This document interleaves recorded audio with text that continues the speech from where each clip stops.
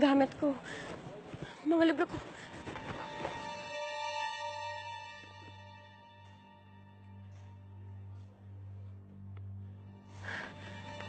Andiyan ka na pala. Buti naman para mahakot mo na itong mga to. Mamayang madaling araw, darating na yung bagong tenant ko. At ayokong maabutan niya yung mga kalat mo.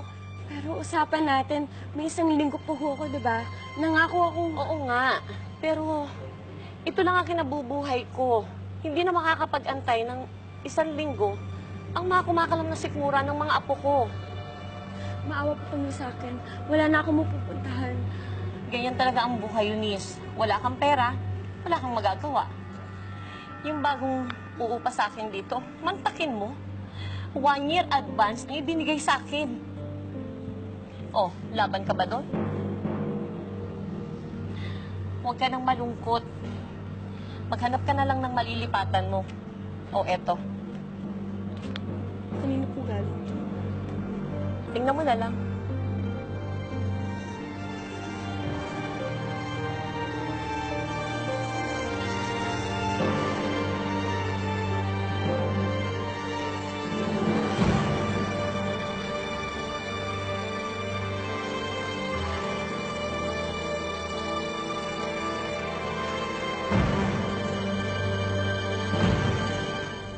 Ikaw na talaga, Mars. Kanina, pinagpaplanuhan lang natin kung paano natin mag-dispatch siya yung babaeng yan. Aba, isang tumbling lang ako. Ngayon, nagawa mo na ng paraan kung paano mapalayas yan sa lungga niya. Grabe, ikaw na. Alam mo, Candice, pera lang ang labanan.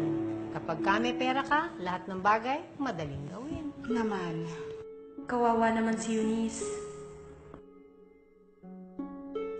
Madam, baka po pwedeng taasan niyo na po ang sweldo ko kasi naman po marami naman pala kayong ginagamit na pera sa mga eskimera niyo. Grabe ka makasegue, no? Bago ka taasan ang sweldo nito ni Irene, ayusin mo muna yung trabaho mo. At ikaw, tigil-tigilan mo na yung kaka-vacuum ng mga chismis. Nakakarami ka na eh. Yun nga lang ang libangan, ipagkakay. Magsipasok na nga kayo doon, naiinis ako sa inyo. Doon kayo sa kusina, magluto kayo. Ay, siya kaya ano? Vacuum, hawak. Tsupihin mo na nga yung mga yan.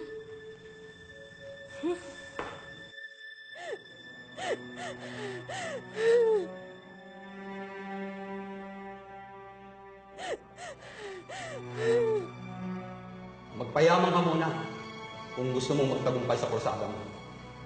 Dahil pera ang kailangan para pakinggan ka ng mundong ito. Dahil kung wala kang pera, basura ka lang para sa lahat. Basura na walang karapatan. Tama sila. Pera ang nagpapaikot sa mundo. Ang lahat ng ito, bala-wala. Kung wala kang pera, wala kang karapatan.